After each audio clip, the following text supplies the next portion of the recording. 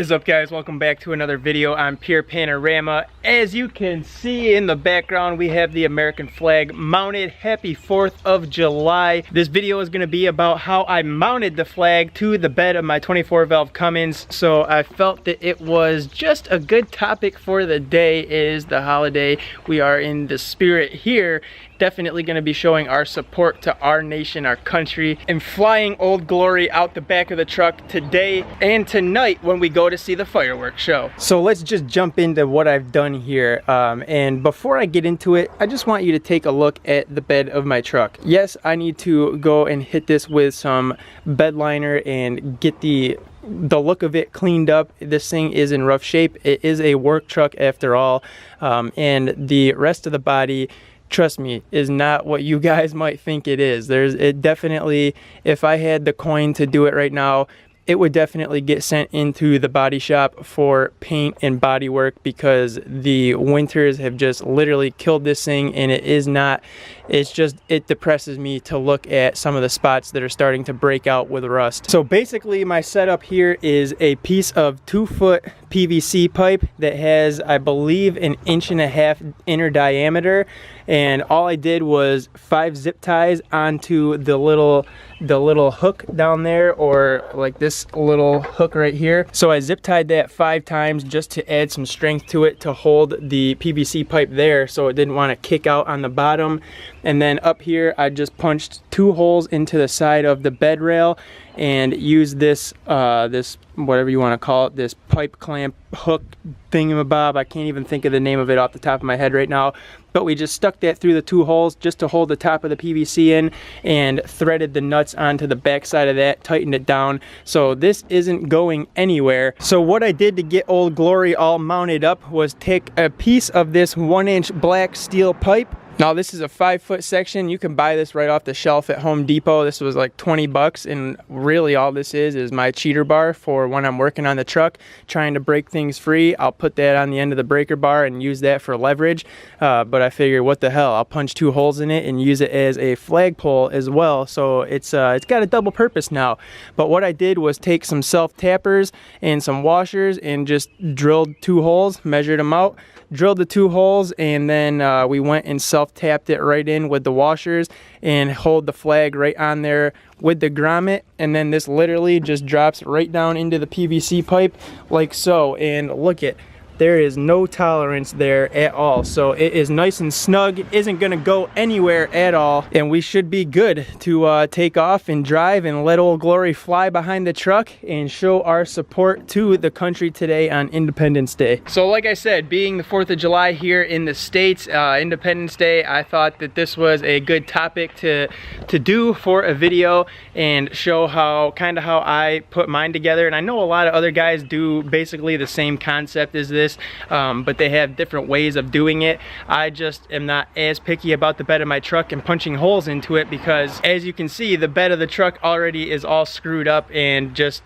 not the greatest looking. So I didn't care about punching those 2 holes to hold that piece of PVC and make sure that the flag was secured and not going to go anywhere as we drive down the road. One thing I do have to do while I'm out here though, and let me tell you, it's very warm out today. I don't know if you can see the glisten on my forehead, but I'm just dripping like a criminal in an interrogation room. That's me right now, sweating. So it's super hot out here. But if you noticed in the last video, the HX35 versus 125 horsepower injectors video that I posted earlier today, not sure if you guys picked up on the noise, but while I'm driving and I'm talking to the camera, you can almost hear a loud whining noise, and it's not your average turbo spool turbo whine noise.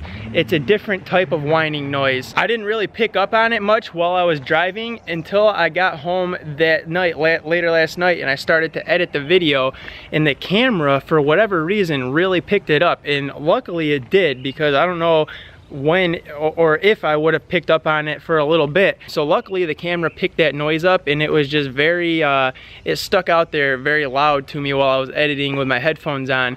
So I believe that noise to be a boost leak, and it probably is due to the fact that the HX35 is slightly larger and pushing far more boost than the HY35 used to push while on the truck. So I think that the HX35 has finally just killed the intercooler boots, and we already know that the one intercooler boot that comes down off the compressor housing and goes to the hot side pipe into the intercooler, we know that that had a crack in it. That was the boot that actually popped off of the elbow that attaches to the compressor housing. If you remember, like last weekend or something, I had to repair that boost leak with the HY35, and it was because that boot had popped off. While I was in there fixing that and reattaching that boot and clamp, I did notice that there was a crack in it, so I know that I do need to order new boots. The upper boots don't seem to be that bad, but the lower boots, obviously I can't really get in there that well to tell the condition of them. But we're not even gonna play any games. I'm just gonna go ahead and order a whole new kit with new boots, new clamps, the works, get it here at the house, and then we'll go ahead and install it. So you can look forward to that coming here soon. I'm probably gonna do that sooner than later because I don't wanna drive around with a boost leak for too long, and I don't wanna hear that annoying howl and stuff while I'm editing, or if it gets worse and I can start picking up on it while I'm driving and I'm in the cab. I don't wanna deal with that. We gotta take care of it. So I'm probably gonna look to order some intercooler boots and clamps probably within the next couple days and try to get them here as soon as possible so that we can get those installed on the 24 valve Cummins. But I did just want to kind of take a look at them quick without going too far in depth and starting to pull a bunch of stuff apart. Like this upper boot here seems to be pretty damn nice still. That doesn't look like it's bad, but if I'm gonna replace one, I might as well replace them all so that they're all fresh. That boot down there is definitely a problem, and I wouldn't be surprised if the howling that I hear is actually coming from that boot down there in the little crack or hole that's in it. So I think that it could be coming from that one. We'll get that taken care of though. I just wanted to address it in this video in case any of you guys heard it in the last one. I do want you to know that I am aware of it, and I'm pretty sure that that is what is going on, what's happening with the truck, and I'm on it. We're gonna get some stuff in to take care of it and hopefully do away with it. And if for whatever reason, if the new intercooler boots don't fix it, don't make the noise go away, then we'll look in another direction and track it down one way or another to clear that noise up. In one of these videos coming up, we are going to be replacing the oil feed fitting on top of the HX35 where our oil feed line comes into it, so we can get that taken care of and out of the way. I'll probably look to do that one night here after work heading into the weekend so that we can get that taken care of. I also do need to double check the oil drain on the turbo and make sure that that is not leaking. Another video coming up here sometime in the near future is I'm gonna go around the truck and point out all the spots that are starting to bubble on the paint from rust and the winters here in New York. I'm looking at one right here on the driver's side, and it basically just came out of nowhere, and I didn't notice it until today. I washed the truck off yesterday, nothing crazy, just went to the car wash and kind of rinsed it off to get a lot of the dirt off, but we got to go over it with a clay bar and stuff. And I can't even lie, it's kind of hard to want to really go into depth with cleaning this thing when I see the rusted areas on it.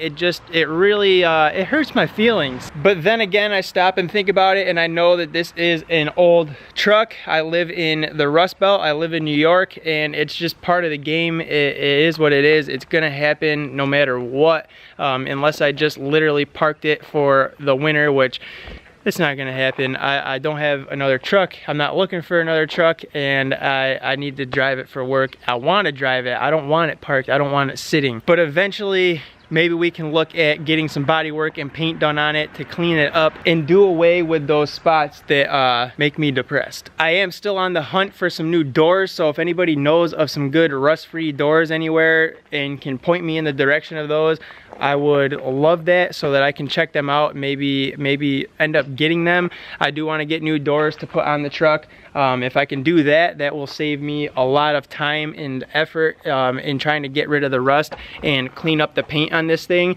So definitely, if anybody knows of anything or has like a good source to go and get like used body panels and doors and things like that that are rust free, let me know of that place in the comment section so I can check it out and hopefully come up with some doors for the 24 valve. But that is it for this video. Nothing crazy, just wanted to kind of show you what I did to mount my flag for Independence Day in the bed of my truck, kind of run over a couple of things, let you know that I knew of that noise if anybody heard that in the last video, and I believe that to be a boost leak. We are gonna get some new intercooler boots and clamps in so that we can hopefully take care of that, and just kind of update on some other stuff and let you know that we will be switching that oil feed fitting here in probably one of these next 2 nights before the weekend gets here. So look forward to all that upcoming stuff. I hope you guys had a good 4th of July with your family. If you were barbecuing and setting off fireworks, I hope you still have all your fingers. I hope you were safe and careful and just had a good time with friends and family. That's what it's all about. I know that I am enjoying this day off from work myself, and I'm gonna go continue to do so. Hit that like button on your way out if you're stopping into the channel for the first time. You're new here, hit that subscribe button, join the family, and I will see you in the next video. I'm gonna go inside right now because I'm melting from the heat and the sun, and I just want to enjoy some AC on my day off. All right, peace.